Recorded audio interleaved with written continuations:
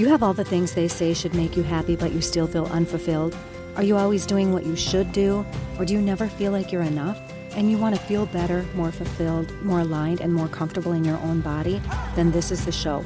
Scared as fuck and doing it anyway, showing up authentically. My name is Paula Schuster, and I'm a self-love and authenticity coach.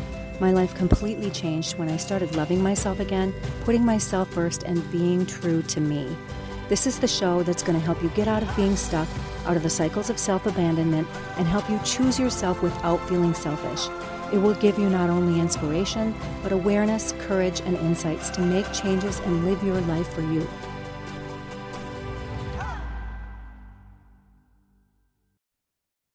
Hello, sweet friends, and welcome to the very first episode of the Scared as Fuck and Doing It Anyway, Showing Up Authentically podcast.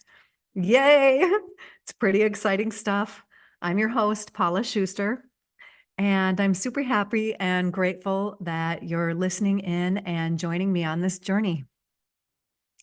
I thought in this first episode, I would talk about what this show is about and share parts of my story so you know more about me and where I'm coming from, and talk about why I created this show. This show is about being true to you. It's about overcoming our conditioned, trained, good girl, good boy, masked, made up selves so we can show up who we really are and who we really want to be. It's about learning to really love and choose and accept ourselves fully. It's about getting past our limiting beliefs and believing in ourselves again. And I say again because we did believe in ourselves at one point when we were kids, when we were younger. It's about waking up to our lives and stopping this crazy epidemic around checking society's and our parents' and everyone else's boxes instead of our own. It's about deciding to live according to our own rules and desires, and about having the courage and commitment to change ourselves and show up differently. It's about setting down what isn't ours to carry and letting the judgers have their experience. About forgetting the shoulds and helping each other overcome the fears of not belonging if we do show up as our true selves. Because what's actually impressive is showing up with presence and an open heart. I can say that for more than 30 years of my life, I wasn't living authentic to me. And the result was a shit ton of suffering and anxiety and stress. I felt empty and unhappy and unfulfilled, and had really started to ask myself, is this really all there is for me? Is this all there is going to be in my life? When I look back now, when it came down to it, I lacked two essential things: self-love and authenticity. So that's the conversation we're having, and I hope it resonates with you and excites you. I hope if you're listening and you aren't living authentically, that by the course of listening to this podcast, that you'll start taking action in your own life. I hope you'll get really good, solid perspective and ideas on how to do that. I'll share my story and tell you how I've been changing my life. I'll share all the tools and practices that I've used to cultivate self-love and walk more authentically on this earth. The things that have really proven to work for me. And you'll hear from other people what has worked for them too. You can ask me questions, tell me what you want to hear. We have ways for you to send them in so that we can ask them of our guests. And, I really want to hear from you. What obstacles are you up against? What things are you curious about? What information do you feel like you don't have and need to get where you want to go? What questions do you want answered? And who do you want to hear from? What do you want to learn about?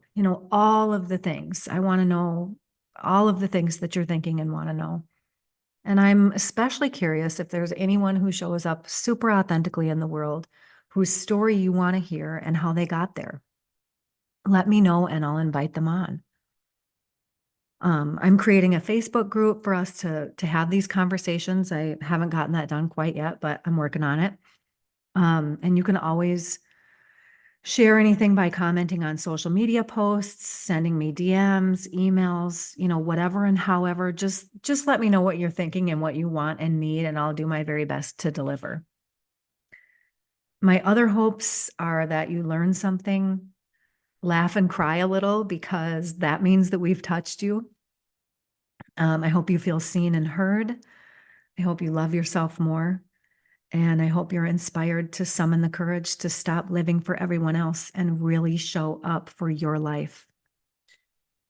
And of course, I encourage you to take what serves you and leave what doesn't, because not everything will resonate, and that's fine. So that covers, basically what the show is about. Um, why I created this show will really come to light as I share more, or as I share my story here in a few minutes. But for now, I'll just say that I created it because I want to connect with people who are going through the same things as me and to help somebody if I can. And it also feels really good to do this. And my hope is that you feel that way from listening. It hasn't always felt good for me because I was scared as fuck at first, but it's been feeling good the last week or two.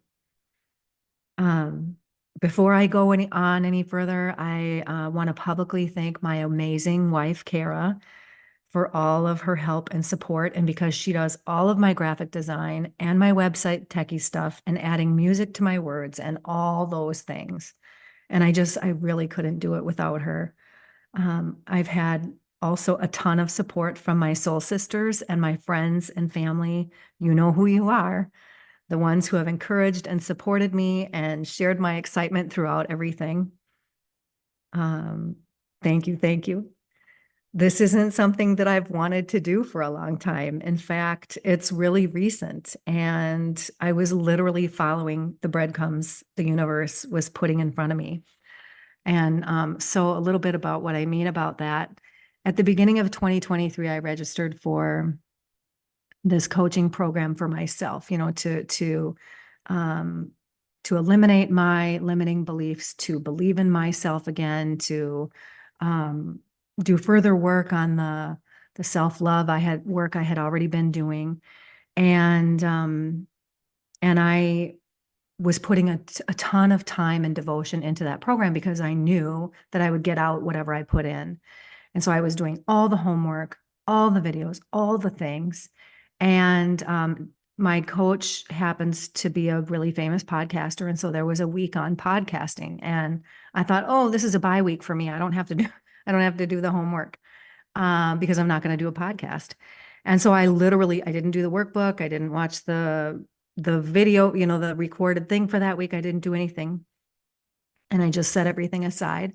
But then, like, I don't know how much later it was, a few weeks later or whatever, during that 12-week program, I got an email from an executive executive producer of a radio network. And she had somehow come across me and my story and was interested in talking with me about creating a radio show. And so I filed that away because I'm like, oh, I'm not doing that, So I filed the email away, and I don't know, ideas about future stuff or something like that. And a few days later, I was sitting there thinking, here I am doing all this work on myself, changing my life, trying to say yes uh, to things more. And the universe put this in front of me, and I filed it away and said no. So I pulled the email back out, and I scheduled an appointment, a meeting with the lady, and we were talking, and she was telling me all about what a radio show would look like. And I asked her if they did podcasting, and she said yes, and she told me about that. And she told me that she wanted me to work over the summer to record a bunch of conversations, so leading up to a fall launch. And I said, well, that's not going to work because I'm going to Costa Rica for 2 months this summer. I'm watching a friend's house and dogs, and I just won't be able to do that. And she said, well, why don't you buy a microphone and bring it with you to Costa Rica? Because you're probably going to run into some really cool people there and have some cool conversations. So record them, and then, we can like help edit them and deal with them when you get back. And so I said, okay, well, I'll think about that. And so I thought about it and I bought a microphone and I brought it with me to Costa Rica. And turns out I did meet some really cool people and I pulled it out and I had a couple of recorded conversations. Um, and by the time I came home from Costa Rica, it had really solidified in my mind that yes, I think I will do a podcast. And it'll be a podcast versus a radio show. And when I got home, I was scrolling social media. I had recorded two conversations, and my coach that I had taken that program from earlier in the year was having a, a 5-day free workshop for on podcasting. And I know how she works her things. She always does a 5-day free thing leading up to her paid program. And so I thought, well, I'll do the 5-day freebie.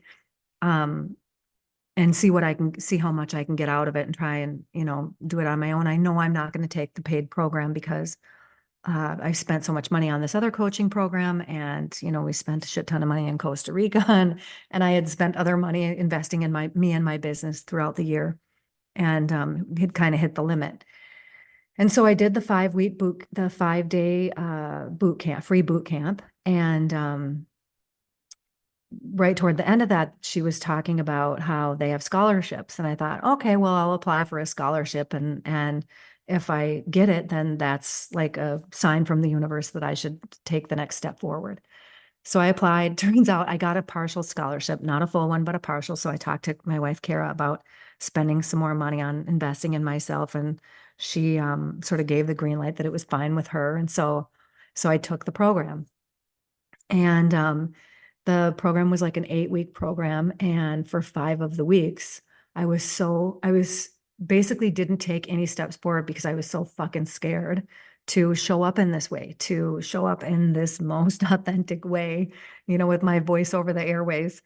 And, and I knew I wanted to do my podcast on authenticity because that's the journey that I've been on most recently and what resonates most with me. And, um, I had picked a name and the name just, it felt boring to me. It wasn't sitting right with me. We had started to work on the cover art for it and I just wasn't liking it and I wasn't taking any steps forward. And so I was sitting here right at my desk where I am right now one day, basically bawling my eyes out, like really kind of down on myself for not making progress for 5 weeks. And I was just fucking crying, going, I'm so fucking scared to do this. And I'm like, maybe that's it. Scared of fucking doing it anyway. I said, I think that's my new name. And so that's how the name was born. And that felt more like me. It felt more like my fiery personality. I'm a Leo. And, and um, so that's how, and then so here I am. And that's how it was all kind of born. Um, so I wanted to tell a little bit about that. And now about me, and there's kind of a lot here. So are you ready for all this? um, to introduce myself a little bit more, I'm a leader, a teacher, a mom, a wife, and a business owner. I'm really a lifelong learner. I love learning and taking classes all the time. I'm a seeker. I'm always seeking answers and truths and all those things. And then right now I'm a lover of life. I'm also a coach, a sound healer, and a Reiki master. And when I say teacher, I don't mean school teacher. I mean I teach workshops and Reiki classes and stuff like that. And in my coaching business, I specialize in empowering people to achieve personal transformation and self-discovery. And I do that through self-love and authenticity and helping them believe in and prioritize themselves. And I help people shed the conditioning that tells them that they're selfish for putting themselves first.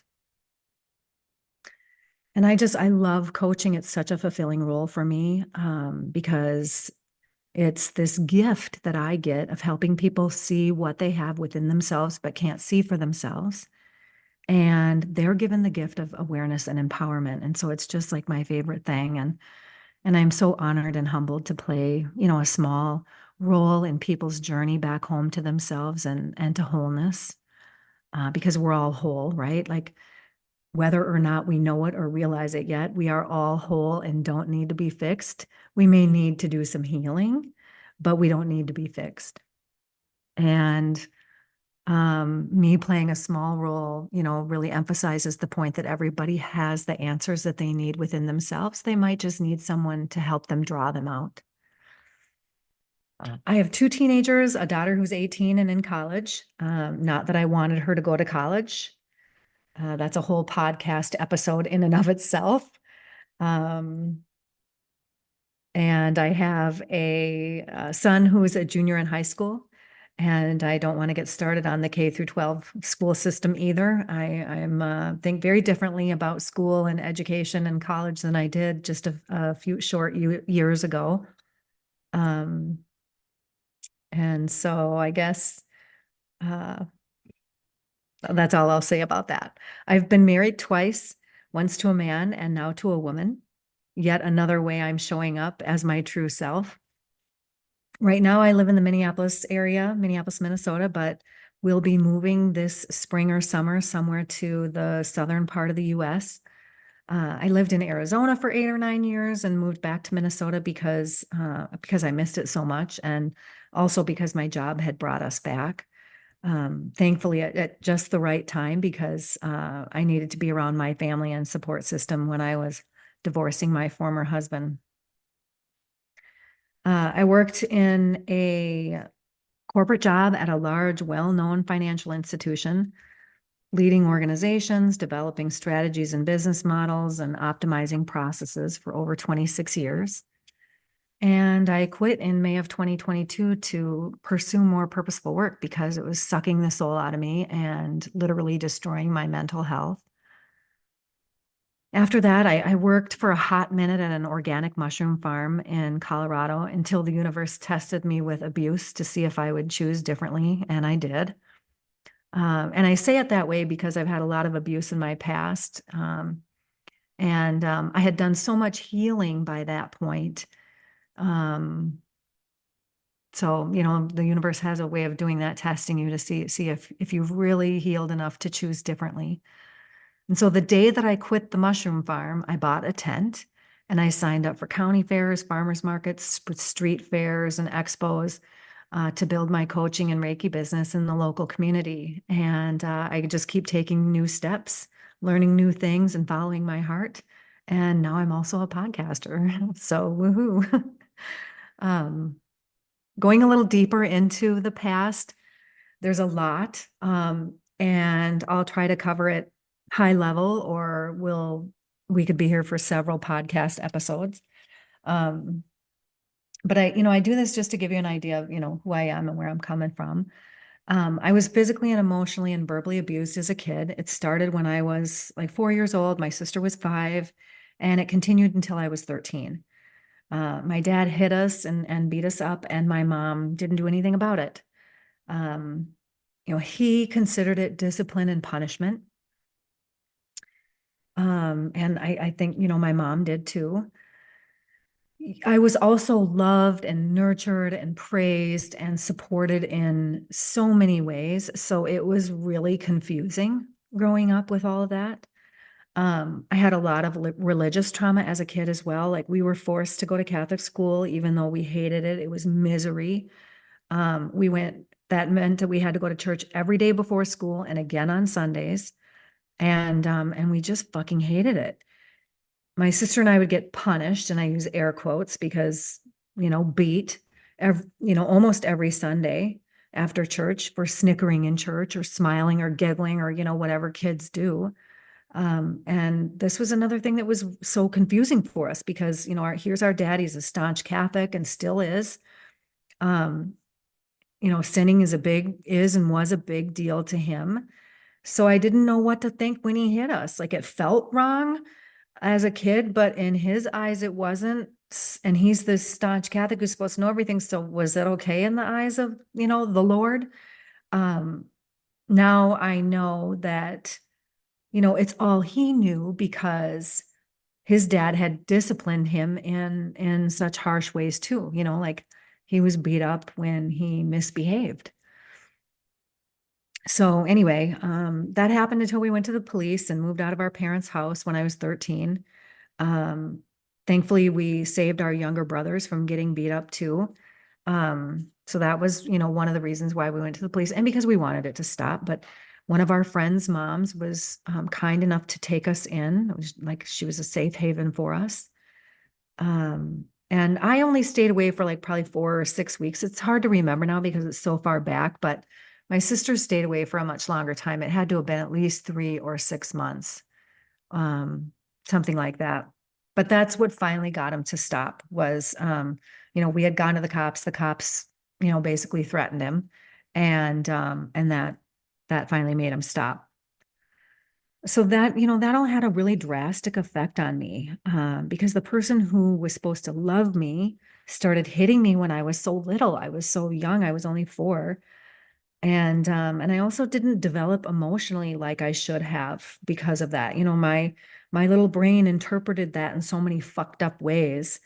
Um, one of which was a belief that I needed to be perfect, and if I stepped out of line, I would be hurt. So that started my wonderful journey as a perfectionist and a chronic people pleaser, always being in a state of threat and endless vigilance, where I really couldn't develop healthy relationships. The other huge effect it had on me was the thought that my mom and dad, they didn't know how to parent me any better than I knew how to parent myself. So I didn't listen to a thing they said from the age 13 on. And that, was really unhealthy. That kept me in my 13-year-old emotional self for a very long time until I was in like my early 40s or even longer.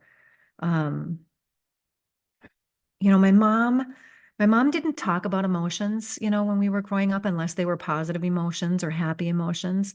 She tried to hide when she was mad, sad, angry, or was crying. And she acted as though you shouldn't feel those feelings. And so that's what I learned to do too.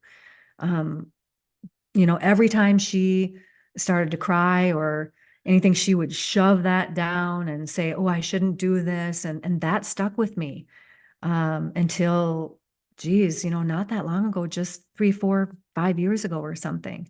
I always shoved it down and said I'm fine when I really wasn't.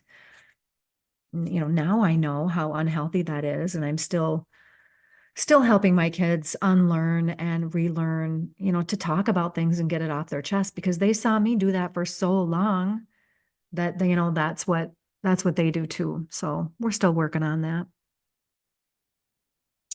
My mom also cared a great deal about what other people thought, and she really let that rule her life. So that's what I ended up doing too. Um, as long as we were dressed up nice and pretty for church and looked good on the outside, it didn't seem to matter how we felt and what we thought on the inside.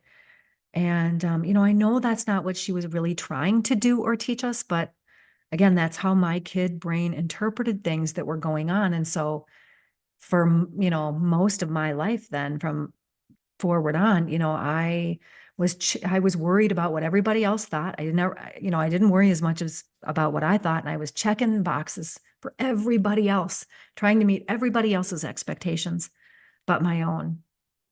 So that caused a lot of stress and suffering in my life. Let's see.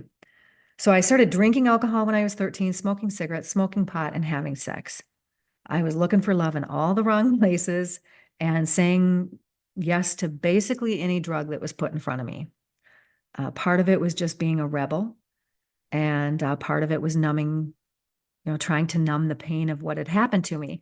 The rebel part was really going. It was really about going against my parents and the freaking Catholic Church that my parents forced on us all of our lives. Um, and my parents just always said no to everything. Like, don't do anything. Don't do any of that stuff. And that didn't work for me. I needed like a cool adult in my life who would talk to me in a real way about things and let me experiment in a safe way. And because I didn't have that, I went full board to the other end of the spectrum. And because that's just my personality or was at the time. And that really started my path to alcohol and drug abuse and addiction as a teenager and into adulthood. I was hanging out at the bar in a bar by the time I was 15. I was addicted to cocaine by the time I was 16. And I was doing crack, crank, meth, ecstasy, and whatever else people would put in front of me, really, in addition to drinking heavily. I even tried heroin once, but I didn't shoot it. I snorted it. But still, I mean, my God. Um, I stopped the whole cocaine thing a couple of years later when I was 18. I just quit cold turkey because I had just had enough and I wasn't happy with how it was going. I was roofied and raped when I was 18 and told by the police that I shouldn't try to press charges because I was underage at a bar and that I had willingly gone to the after party with the guys that we were with. And so basically I had asked for it. And to top that off, my supposed bestie, friend that I was with wouldn't take me out of the house where and when it happened because she didn't believe that I had been raped because I wasn't beat up and bloody. So that was a hard one to get through. And another one where I don't know if I really allowed myself to heal from it. I just, pushed that down and didn't really process it much. I always kept my shit together though, and I'm kind of using air quotes when I say kept my shit together, meaning I got good grades in school while all this was going on. I even went to college in my junior and senior years of high school and graduated high school with a 2-year degree. The drinking and drug use continued until I was about 24, mostly on the weekends, except for when I worked at a biker bar, and then I partied quite a bit during the week too. But once I graduated from college and I was with my former husband at the time, or by this time, and he had just gone through treatment for alcoholism and was sober. And so, I had graduated from college. I became more responsible. And again, I'm kind of using air quotes with the word responsible because I was still drinking, but it was on the weekends and it was great because I had this sober driver now. But I, was kind of more responsible during the week because I was focused on my career and I really wanted to climb the corporate ladder and move up and stuff. So I was putting a lot into work. Um, my former husband was emotionally and verbally abusive. Shocker, I know, right? I mean, with all this going on, you attract, what you know. And he had a hot temper at first, and it wasn't that bad until he started drinking again after he had been sober for 15 years. So, our marriage had already started falling apart after our first child was born. There was just no intimacy in our relationship, sexually, communicatively, emotionally, nothing. And, that was bad enough. And then when he started drinking again, he got really emotionally and verbally abusive. Um, so, we had gotten to the point where we only yelled at each other, and I was really unhappy. I was only 40. And I thought to myself, well, I still have half my life to live and I want to be happy. And I also, so that was a big driver for me, just wanting to be happy. And then I also knew that I had to show my kids a better relationship. All they were seeing was yelling and shouting and anger and ickiness. And I didn't want them to end up in a relationship like ours. So I'm like, I have to show them a better example. This has to change. So that was another big driver for me to get divorced. Um, Somewhere around 40 years old, I started drinking every day from the stress of it all. I was a functioning alcoholic for about 12 years. And when I say functioning alcoholic, I mean, I literally drank every day. There were maybe 5 days in that 12 years where I didn't drink, and I drank a lot. Um, but I still held down my job and I was earning exceeds ratings at work and all. But maybe 1 or 2 years I got meets. And I continued to get promotions and all of that stuff. But, eventually I started going downhill too. And my relationships at work and in my personal life were suffering from all the booze. I was drinking a shit ton and not getting any sleep. And then my emotions were all out of whack and I was too emotionally invested at work, and that started to come through. And the kids weren't seeing a healthy mom either at all. So, but it had been going on for so long, I just didn't see a way out of it. I didn't even know what my life would be like without booze. Um, I came out as a lesbian when I was 42. And I didn't get divorced because of that. You know, I got divorced because I was unhappy and wanted to show my kids different. And then the first person that I just happened to fall in love with was a woman. But when I came out when I was 42, the first thing my mom said to me was, "You're not a lesbian, Paula. You're just going through a stage." And I couldn't believe it. And then again, I could.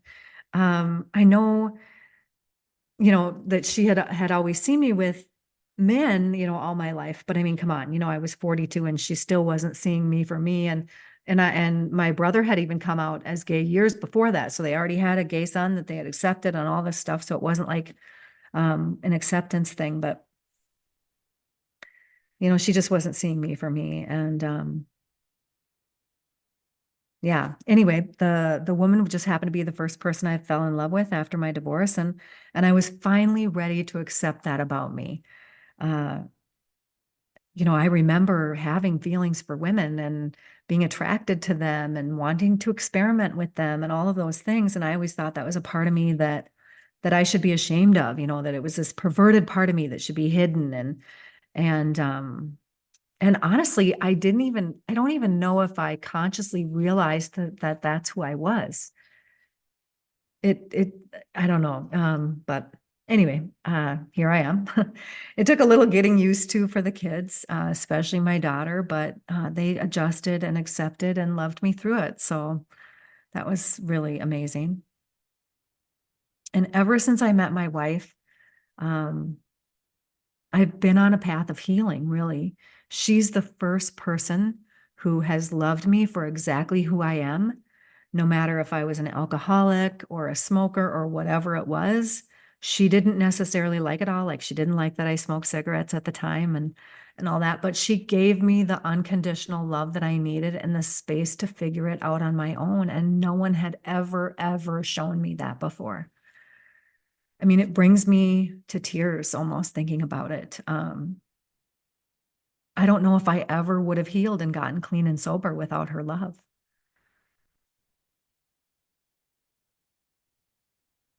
I had stopped all the other drugs except cigarettes, alcohol, and pot, years before I met her. So those were the vices I was still heavily involved with. And that was just a little over 7 years ago when we met. But I had wanted to quit smoking cigarettes and drinking for many years. I mean, it was a deep daily yearning. I would beat myself up all the time because I didn't have the willpower to quit. Again, I just didn't see a way out. My whole life revolved around it, and I just couldn't see the how in the current moment. But I had a vision, and it eventually happened.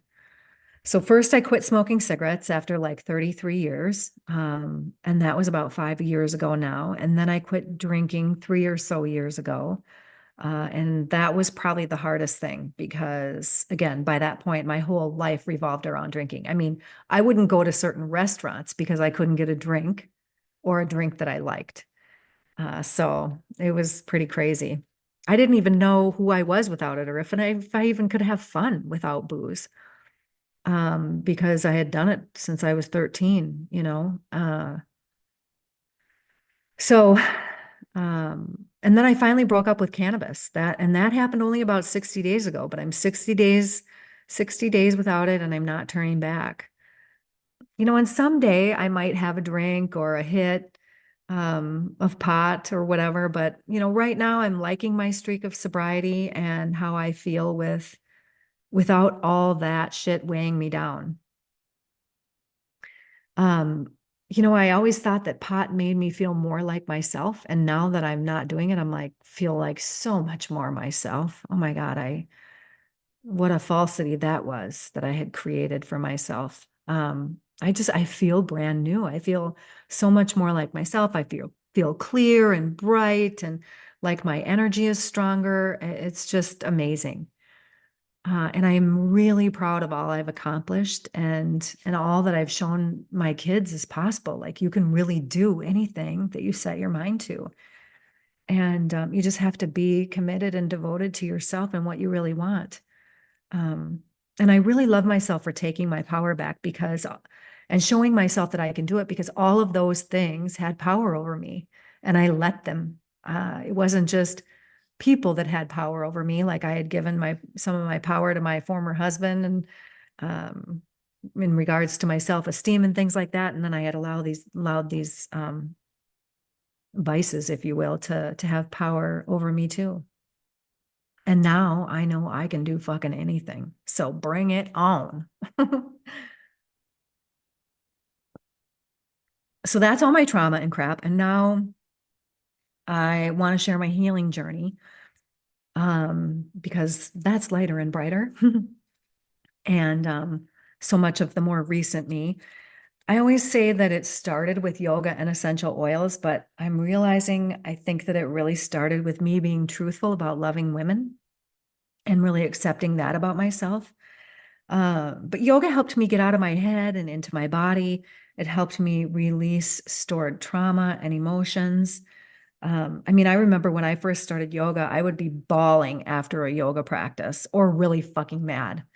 And luckily, my teacher had told me that all that would happen, so I just let it come out. And, after a couple of months or a few months, it had kind of run its course or whatever. But yoga helped me slow down and get present with myself. And that was really something that I had never done in my life until that point. And I was like 43, 44, 45 years old, something like that by this point, which just seems crazy to me. But then, and essential oils really helped me start to remove toxic products from our home. And when I made those changes, I could literally feel the difference in my health and well-being. And that's just no joke. I'm really, in tune with my body. And since I had, kind of cleaned up my diet and I was getting rid of, the cigs and the booze and all that, when I made the changes with the toxic products and what I was putting on my body, I noticed a difference in how I felt. Um, Probably the biggest and most impactful part of my healing journey was getting attuned to and receiving Reiki energy. And that was in October of 2020.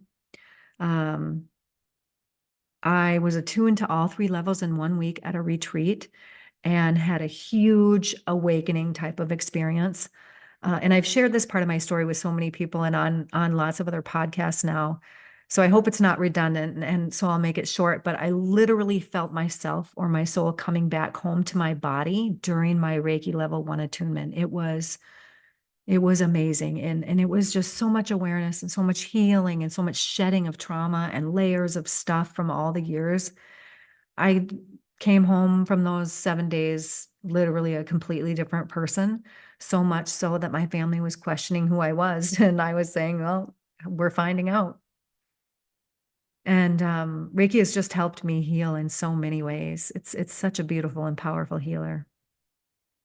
I immediately came home from that retreat and started my business, because there was no way that I couldn't share this, or that I wasn't going to share this healing modality with others that had such a profound impact in my life. Like I just had to share it because it had helped me so much. And 6 months later, I went back to the place where I was trained in Reiki and got my life coaching certification.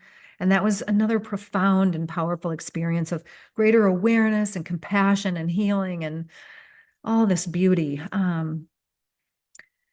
And by that time, I had also taken other Reiki classes locally here where I live, and I kept taking classes. So I've been attuned somewhere around 10 times. And for those of you who are familiar with Reiki, it has a cumulative effect. And so the more attunements you have, the stronger and more powerful your energy channel is. And so therefore, the stronger and more powerful, your Reiki is for when you're giving other people treatments.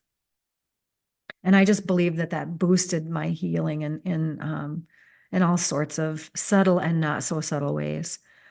Another thing I started doing was having all these readings, like astrological readings, medium and psychic readings, past life readings, energy healings, all these things.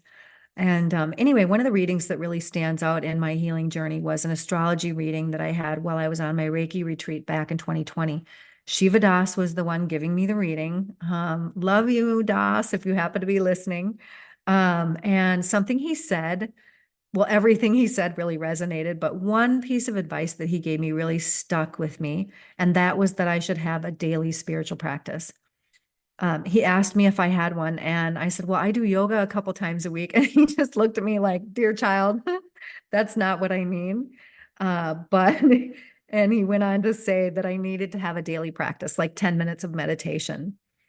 And so I took that seriously and I started dabbling in meditation when I got home. And it took me 2 years of doing it here and there, reading about it, seeing others in my life talking about it, and having a committed practice before I actually had a consistent daily practice myself. So it took me 2 years to get consistent. And I've been meditating daily now for almost 18 months. And it's another big standout in my healing journey.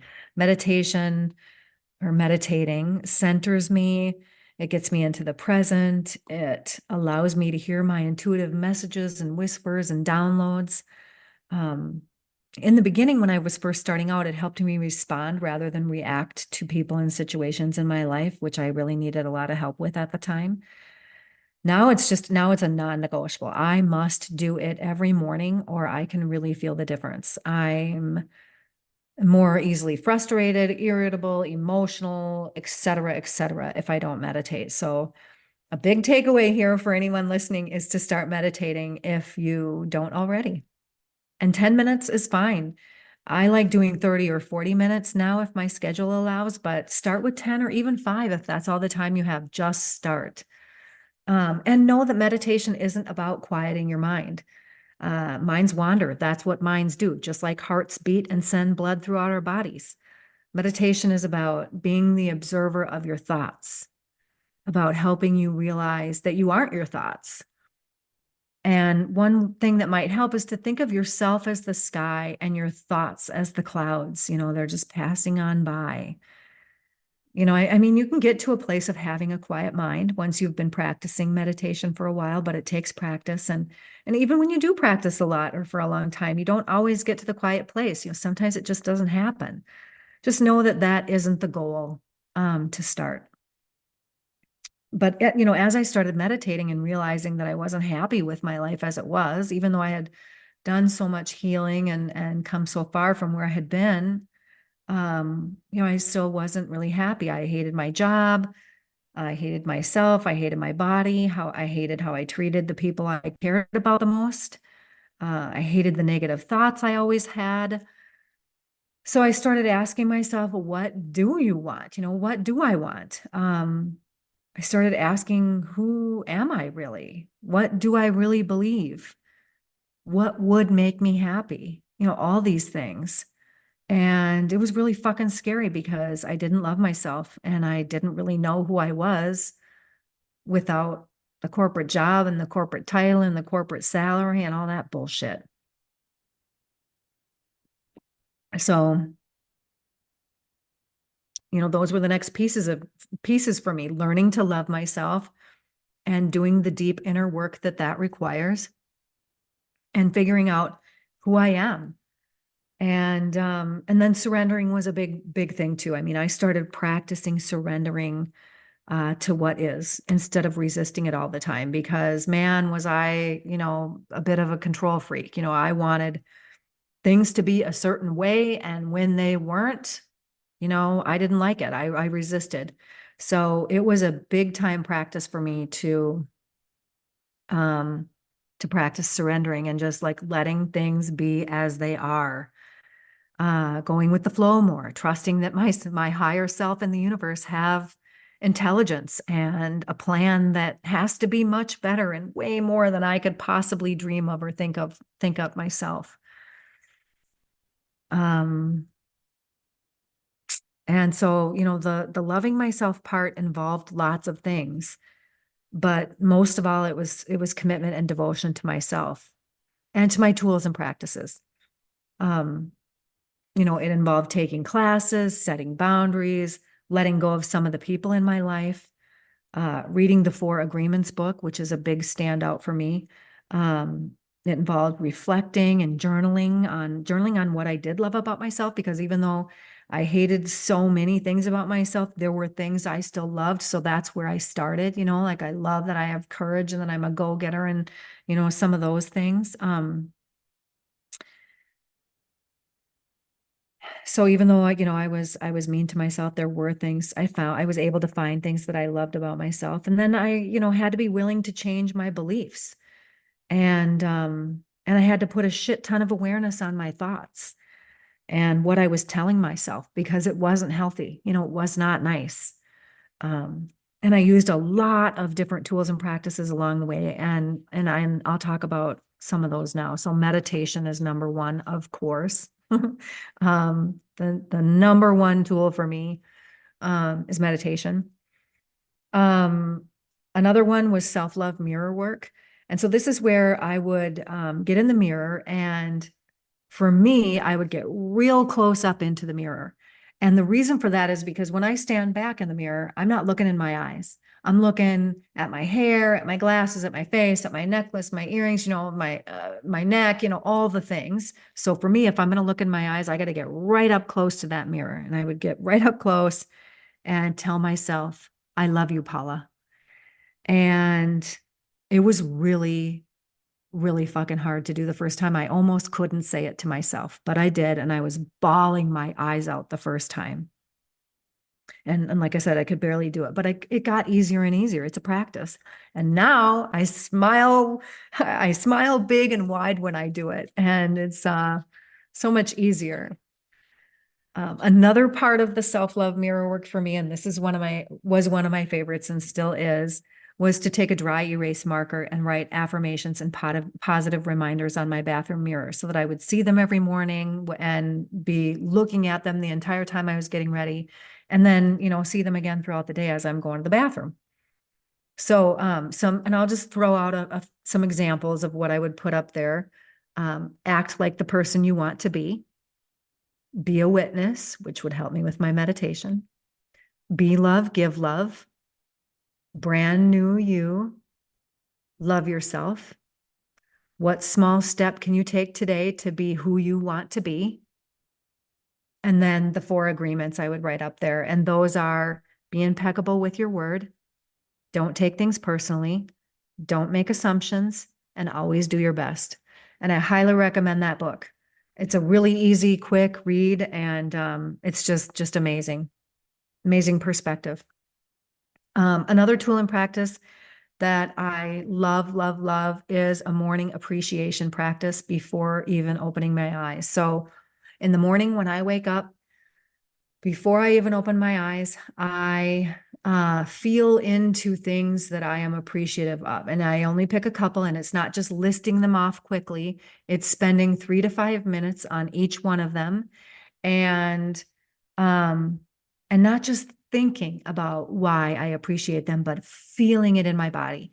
And sometimes it's just that, I am really, the sheets feel really comfortable on my skin. And I'm so glad I have this comfortable, warm bed that I sleep in.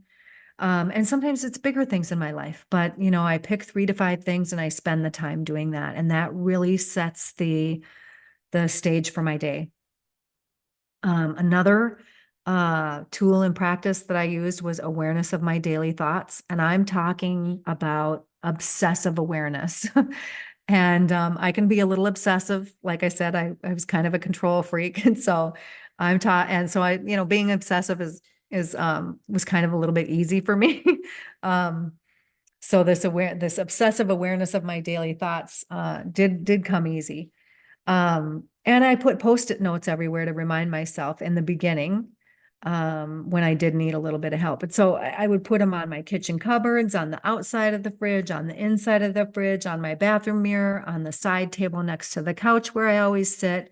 They'd be on my computer, all over my work area. I mean, everywhere. And these notes would say things like, what's your frequency and vibration?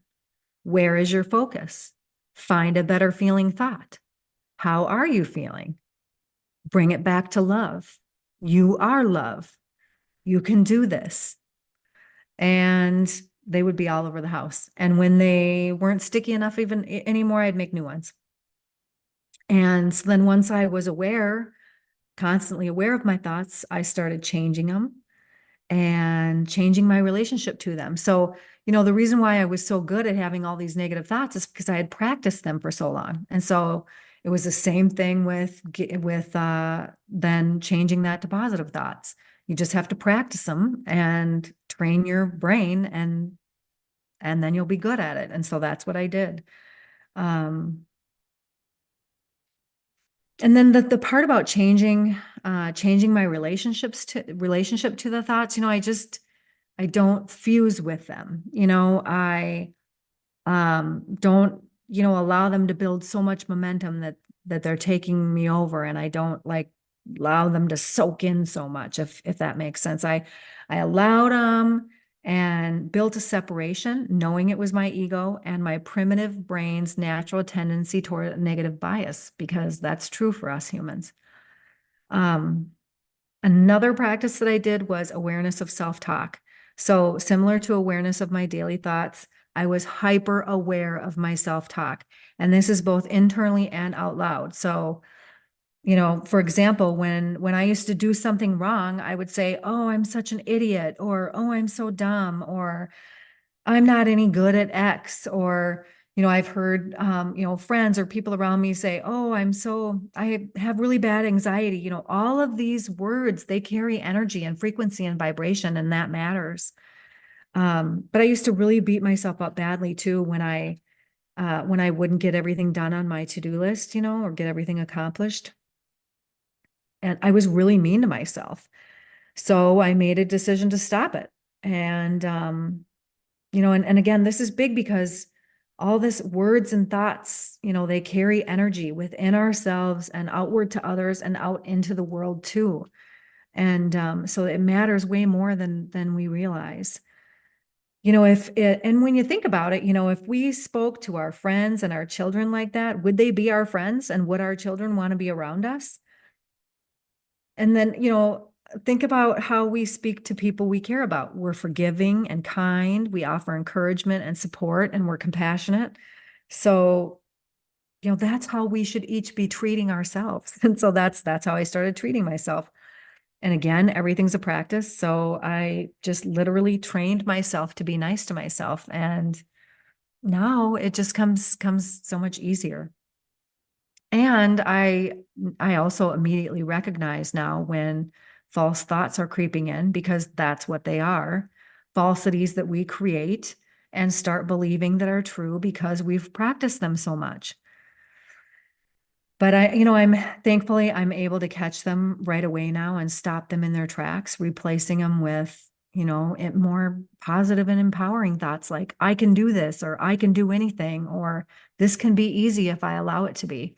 One thing that I use is just a quick little cute story. So when we were in Costa Rica this summer, we wanted to slide down this one waterfall. So you had to climb up this rickety metal ladder up the side of this like huge rock structure formation thing in order to slide down the waterfall. And so, I'm climbing up this rickety wire ladder that I'm like, oh my God, is this thing going to hold me? But every rung of the ladder that I stepped up on, I was like, I can do this. I can do this. I can do this. And I used to be so afraid of heights. And as I've healed, thankfully that's gone away. Um, and so that's what I think of sometimes now. Like I'll close my eyes and I'll be like, and I'll picture myself walking up that or climbing up that rickety ladder, and I'll be like, I can do this. Um, so that's fun.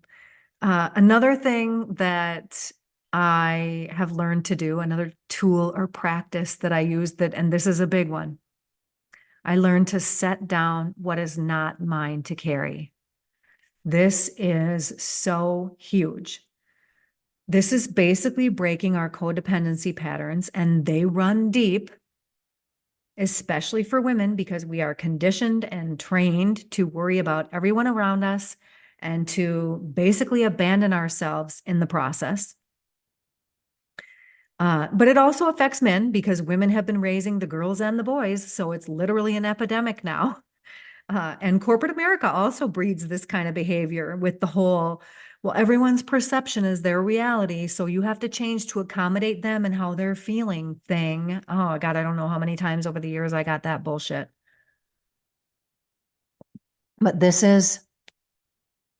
this is so, so huge. This was like mind blowing. So this whole codependency thing and setting down what isn't ours to carry, this is when we worry about what other people are going to feel as a result of our actions or inactions. It's us worrying about what people will think about us or what we put out into the world. We're not for everyone, and that's okay. It's us feeling bad when we don't, I don't know, eat all the food on that someone put on our plate, or when we say no to friends when we have plans, but we need to cancel them because of our mental health or whatever it is that we feel bad about when it comes to others and, worrying about how they're going to think and feel. So again, this is big. So listen up. It is not our responsibility to make sure everybody feels good. It is their responsibility to make sure they feel good. We need to let others have their own experience. And when we don't, we're essentially stealing their experience from them. They need to have their experience for their own growth. It's our responsibility to be in integrity with ourselves, to be in our truth, to love ourselves enough to choose our truth. And we need to be free as a society, as a collective, of being responsible for everybody's feelings. This was absolutely mind blowing for me and so freeing when I first, sort of learned about this and realized it. And I'll also say that it's been one of the hardest things to put into regular practice, again, because it's so deeply ingrained in me, especially when it comes to my kids. I mean, those poor kids. I was taking away all of their experiences and growth by taking it all on for them. I mean, I don't know, like they would breathe weird or look weird. And I'd be like, are you okay? Are you okay? I mean, it was ridiculous. I don't do it anymore for the most part. But I mean, this one really is still a work in progress for me because it's so deeply, like I said, so deeply ingrained. But that's a big one, man. Set down what isn't yours to carry. We aren't responsible for other people, how other people feel, period. Another practice that I used or tool was changing everything that I consume. So I had already changed what I was eating and had gone all organic or like 95% organic. And most of the products that I was using in my house and on my body, and what I hadn't converted, I finished doing that. Um, and then I tackled the music that I was listening to and then the TV and the movies I was watching. I mean, I hadn't watched the news for a long time already by that point because who needs that shit anyway? It's a bunch of BS. So I cleaned up the rest of what I was watching and set some rules and then noticed how I felt when I broke the rules. And the truth of it was that I felt shitty when I watched a movie with a bunch of shooting or violence or hate in it. And so I really stick to my rules now. And sometimes I can't even watch dramas or really dramatic shows. Just another quick kind of funny share. I used to watch this show called Brothers and Sisters years ago, and I absolutely loved that show. I would cry almost every episode, which is why I loved it because it really touched me. And my wife and I started watching it again recently because she had never seen it. And after several episodes, I was like, I can't fucking watch this anymore because it's so dramatic and it's so full of a shit ton of codependency and reactive people and fighting and secrets and not communicating with each other and just ick. Anyway, I'm super picky about what I'll watch now for TV and movies. And of course, part of this changing everything I consume, of course, I cleaned up my social media feed and now it's full of positive vibe stuff and only people that build me up and of things that make me feel good, like trees and nature and puppies and kittens and stuff like that. I mean, it wasn't that long ago where I was like super heavily involved in all the political fighting and that online on social media, and I cleaned it all up. And then another piece of this, because you are everything you consume, it's everything. So studies show that we become the 5 people that we are around the most. So I started pouring love and positivity into the people I'm around the most. So that's what would be reflected back to me. And, of course, we're human and things aren't always good and positive, and we're here to experience the full range of human emotions. So, we allow those feelings when they do come and we just move quickly out of them. And that makes a difference. I mean, quickly moving away from negative feelings and emotions. This was another big one for me because I used to get there and stay stuck there for a long time. Um, for me, it was really hard. And once all that momentum is built up within me, um, with all that emotion behind it, I mean, yeah, I would really stay stuck. And I noticed and acknowledged that's what I was doing, or that's what I did. So I started to practice putting my full attention on whatever negative thing it was that I was feeling and allowing it rather than resisting it. And then I would let myself stay there for just a minute or two, knowing that that was all I was going to give myself. And then I had to make a choice to move on. And again, it was a practice. And, now that I've done that for a while, I'm so much better at it. I don't get and stay stuck. It's pretty rare that that happens to me now. I'm able to move out of it quickly. And then finally, the final piece of the consumption part was my space. I've always been really neat and tidy and a clean person, but there was a ton of stuff in our house that was sort of weighing us down. And so as part of the process that we went through before putting our house up for sale, also knowing that we were going to downsize, we went through and got rid of so much crap. You have, or at least I did, have all the clothes in your closet that you keep because you might wear them someday, um, someday again, or how about the ones that you buy because you liked them okay, but not really that much, and so the tags are still, they're hanging there with the tags still on them. I got rid of it all, and I took my closet down to like 20% of what it was before, and it felt so good. And this, that might not resonate with a lot of people. And I get that. So like I said before, take what serves you and leave what doesn't. And we kind of had went through our whole house like with that kind of mentality, like let's just shed all of this stuff that we don't need, that we don't use. It's just sitting here and it's not really serving us. Another tool or practice that I used was EFT tapping, emotional freedom technique tapping. And I won't go into this a lot. But just know that this is a really easy and effective modality that I really love a lot. And when I do find things creeping up, whether it's limiting beliefs or money, I'll go back and use that. And then another thing that I did was figured out how to play again and have fun because I mean, God, it had been so long since I had played other than, doing things with booze involved.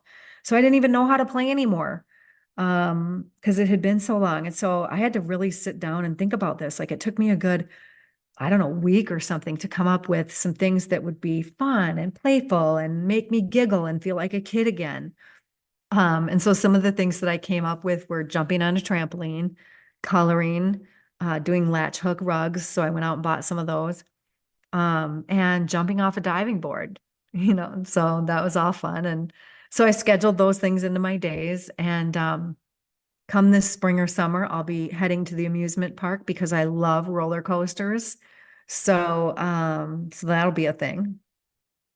So fun and play. And there's other tools and practices that I've used, but those are all the best and most effective ones. And considering the time, probably all that I have time to cover today. So I hope you can benefit from some of those. So that covers a lot of what I did on my journey to heal and transform myself and to change how I was showing up in the world. And I say that kind of in past tense, but really I'm a work in progress. Like it's not done.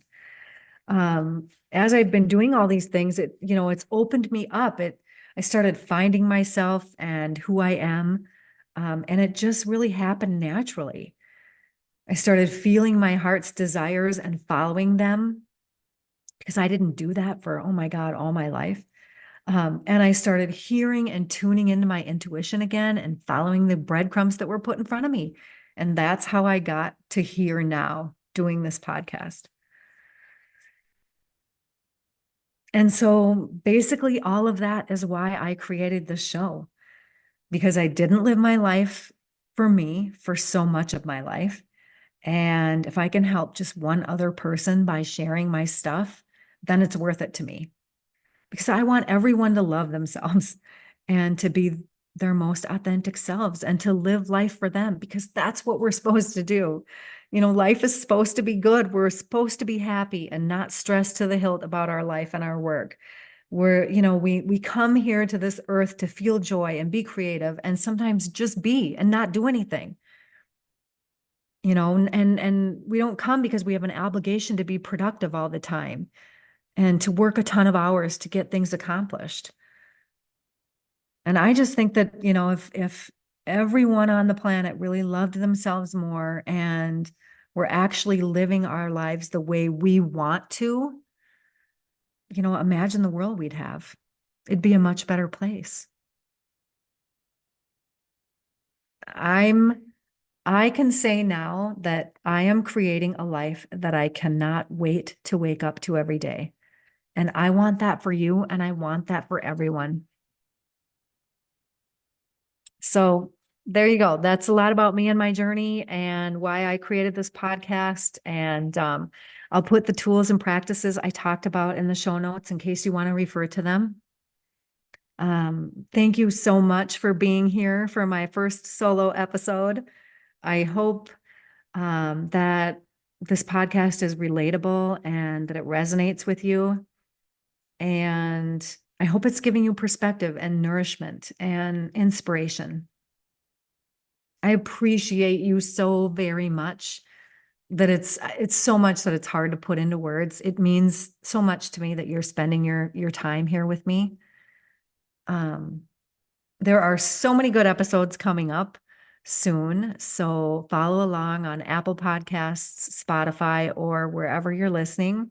And if you like the podcast, please review it. Reviews are an amazing, amazing gift. They really help me a ton. And if you know anyone who would like this particular episode or benefit from it, please send them the link, text them, or post about it on your social handles, your social pages. And as always, if you have questions that you want answered, I say as always, and it's my first episode. If you have questions that you want answered on the podcast, or things that you want to hear about or have help with, or even guests that you want to hear from, you can email me at paula@reikiflowmn.com. That's REIKIFLOWMN.com. I love you so much. Thanks again for being here.